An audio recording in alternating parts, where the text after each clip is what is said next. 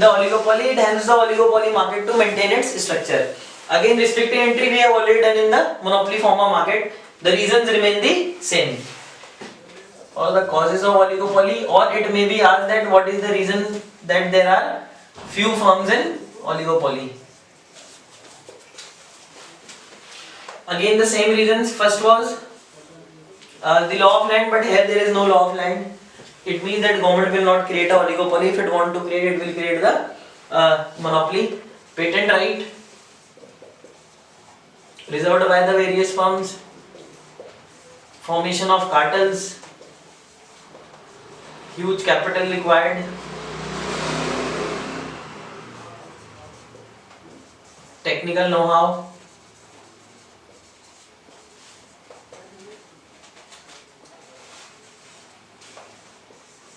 Control over resources.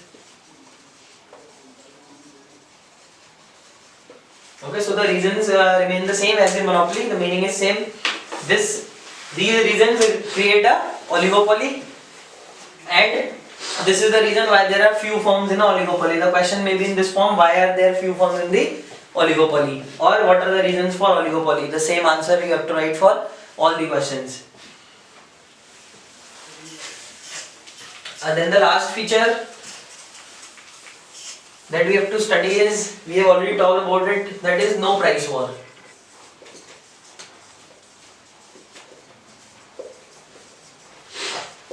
Again, just take an example. Suppose there are say 5 firms which decided that the price of petrol would be 70 per liter. But among them, say firm C reduces the price to rupees 68 per liter. Now what would happen? All the buyers would like to go and buy petrol from here. Take your example, maybe that petrol pump is 2 kilometers away from my home. Then also I will go and get the tank full at a single go. So what will happen? Other firms will be forced to reduce their price. Otherwise their sales will almost become zero. See, now they is reduced to 68 and he says that I will put it at 65 per liter. Again, other firms also have to reduce it. Why they are able to reduce it? Because they are large firms, not afraid of the losses. They can also go with the losses for certain period of time. But what is happening actually, the whole industry, or you can say the industry as a whole, is losing. It is a loss-loss situation for all. Okay, every firm is losing.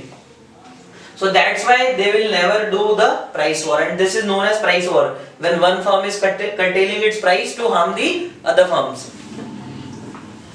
Okay, so would that mean that there is no competition in the oligopoly? No, it is not like this. They have other ways of competing. For example, they provide you some additional services. Like at some of the petrol pumps, they might clean the windscreen of your vehicle. They might provide you free air. They might provide you free water, washroom services. Okay, all these additional services are provided. Then timely deliveries in the international market. Timely deliveries, they deliver on time. Then credit, they allow credit to their consumers. Then after sale services. Okay, these are the ways, or maybe more, how the firms can compete with one another, but not with the price. Price they decide on their own.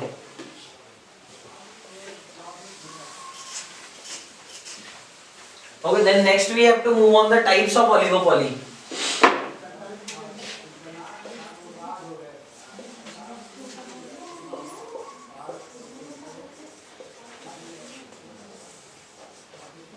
See, oligopolies can be divided into different classes. First is perfect and imperfect oligopoly.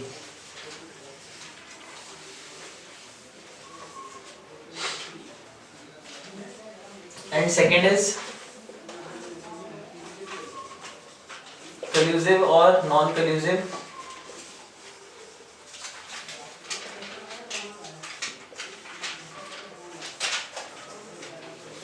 Oligopoly.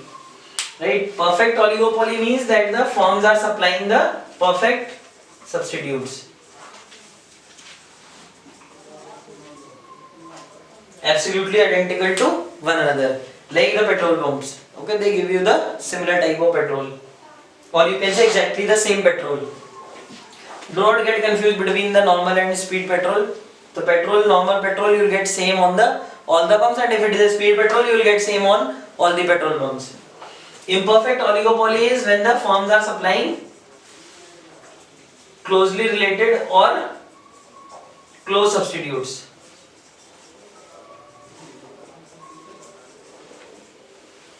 Means the products are not absolutely identical, like the telecom services. Okay, they are different from one another. Collusive oligopoly is when the firms cooperate with one another. Actually, collusive can also be known as a cooperative oligopoly. Means they help the firms openly, each other openly. For example, if there is a shortage of petrol at the petrol pump of HP and an Indian tanker is passing by, so it will give the petrol to the HP pump also, if it is a collusive oligopoly. While in a non-collusive oligopoly, the firms are like rivals. Okay, they will not help each other individually. But remember, it doesn't mean that they can decide different prices. Prices are decided by them mutually, but help is not given to other firms. Like practically in India, you have non-collusive oligopoly for petroleum. So you'll never find an HP tanker giving petrol pump to Indian petrol pump. So these are the main characteristics of oligopoly and the types of oligopoly. So now we are over with the forms of market unit. In this unit you have to remember that implications are the most important part, and the topics which we studied like the inelastic and elastic MR and AR curves of monopoly. These are very important topics from where the question will be asked. Chalo bhai.